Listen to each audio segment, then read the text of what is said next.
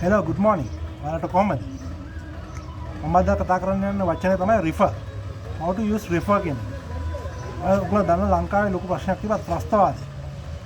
ත්‍රස්තවාදය කියන එක මම ඉන්දියන් essay book එක කියවා ත්‍රස්තවාදය හඳුන්වන්නේ කොහොමද කියලා. ඒකට refer කියන එක use කරන්න පුළුවන්. refer කියන එක use කරන්නේ terrorism refers to extortion, kidnapping and killing. Terrorism කියන්නේ මොකක්ද කියන එක කියන හඳුන්වන්න පුළුවන්. Terrorism refers.